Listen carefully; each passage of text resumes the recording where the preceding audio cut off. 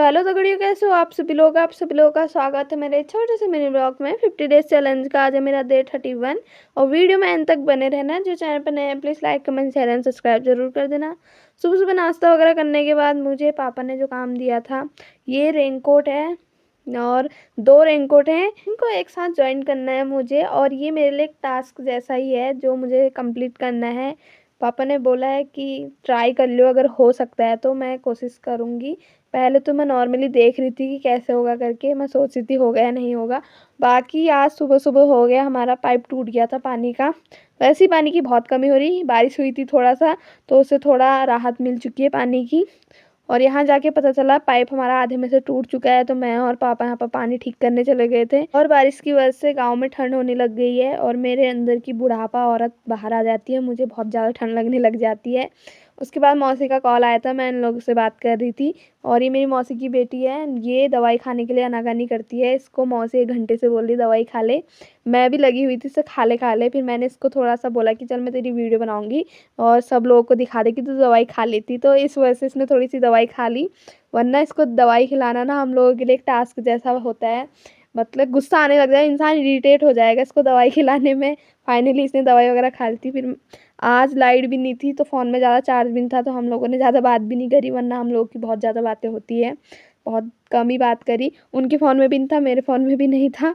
और उसके बाद मैं चली गई चोरी करने नहीं गई थी, बट मेरे इन आँखों ने किसी चीज़ को देख लिया था और ये मैंने कब से देखा हुआ था, बस तोड़ने का मौका नहीं मिल रहा था। आज पापा की छुट्टी भी थी तो मैंने पापा से पूछा कि मैं तोड़ लूँ। उन्होंने बोला क्या है यहाँ पे, मैंने बोला कुछ तो हो रखा है यहाँ पे। और मुझे इसको समझ में नहीं आया, इसको मौसम्मी बोलूँ पता नहीं क्या बोलूँ, मुझे समझ में आया। जो भी हो आप लोग कमेंट करके बताना, बट खट्टा खट्टा सा टेस्ट बहुत अच्छा हो रखा था।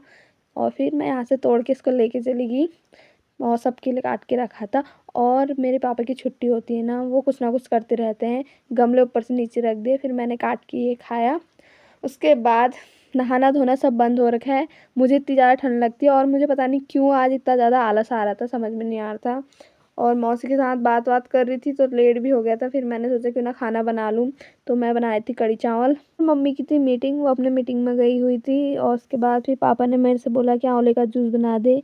पापा घर पे होते हैं, वो कुछ ना कुछ करते रहते हैं, काम तो थकान तो हो ही जाती है। तो मैंने आंवले का जूस बनाने का सोचा, बट मेरे से इसका ढक्कन ही नहीं खुला।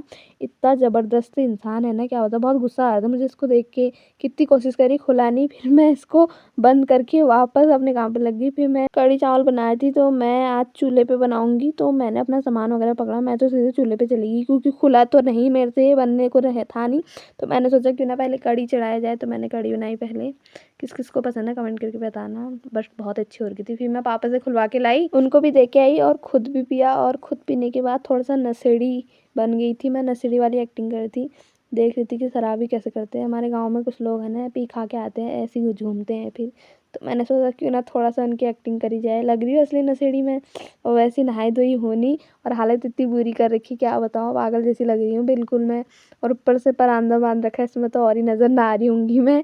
हालत बहुत ज़्यादा बुरी हो रखी है। फिर मैंने चावल वगैरह भी चढ़ा दिए थे। उसके बाद मुझे बनानी थी पुदीने की चटनी।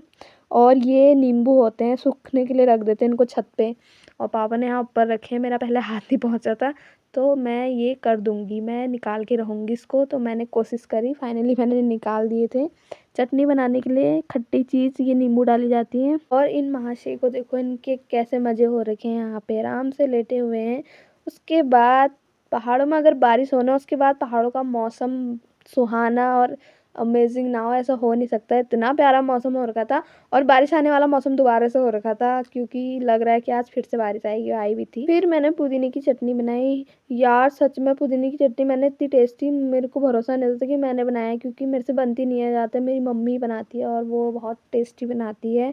आज मैंने भी कोशिश करी, सच में यार बहुत ज़्यादा अच्छी हो रखी थी। उसके बाद खाना वगैरह तो बन के रख दिया था, मम्मी का इंतज़ार कर रहे थे, आएगी तो साथ में खाएंगे। जब तक वो आती इससे पहले मैंने सोचा क्यों ना जो पापा ने काम दिया है इसको किया जाए। फिर आधा ही किया था, उसके बाद फिर खाना वगैरह खा लिया था, क्योंकि मम्मी आई नहीं। खाना वगैरह खाने के बाद बर्तन वगैरह सब कुछ धोए। उसके बाद मैंने फिर से वापस मशीन चलाने बैठ गई, क्योंकि एक बार काम मैंने सही किया, उसके बाद मैंने ख़राब कर दिया, फिर से मैंने ठीक किया उसको। और यार फ़ोन में चार्ज भी नहीं है, लाइट का इंतज़ार ही करते हैं, बस हो गया, लाइट आएगी तो फ़ोन चार्ज लगाएंगे और कुछ हो पाएगा। फ़ोन में चार्ज है नहीं, किसी के भी नहीं, क्योंकि कल से लाइट गई हुई है। रात से सुबह थोड़ी देर आई थी तो उससे थोड़ा बहुत चार्ज हुआ।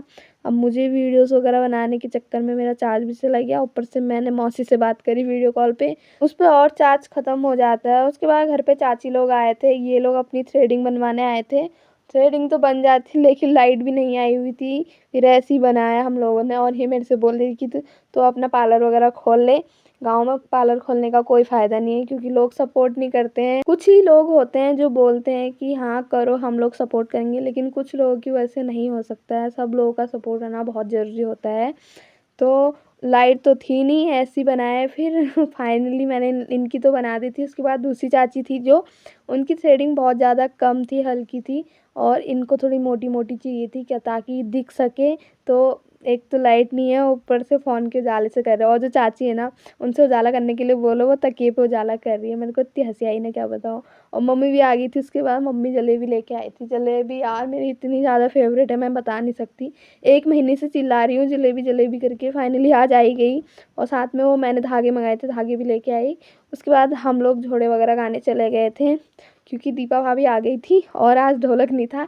तो इन्होंने इस बर्तन को ही बजा बजा के आज की महफिल ऐसी जमा दी। तो हम भी इस महफिल में चले गए। एकता होती ना हमारे गांव में तो सारे गांव के लोग आते, लेकिन ऐसा कुछ है नहीं। कुछ ही लोग हैं जो इन सब चीज़ों में इंटरेस्ट लेते हैं। तो आज हम लोग जोड़े अपनी ताई के यहाँ पे गा रहे हैं, जो हमारे घर के सामने है।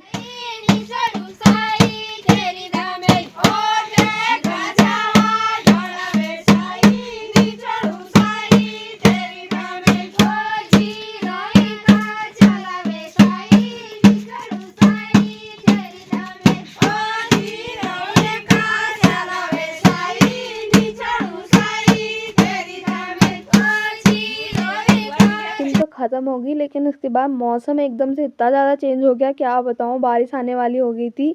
तो सब ने अपने अपने घर को दौड़ लगाई क्योंकि सबका घर सामान बिखरा हुआ होता है, सबको उठाना होता है।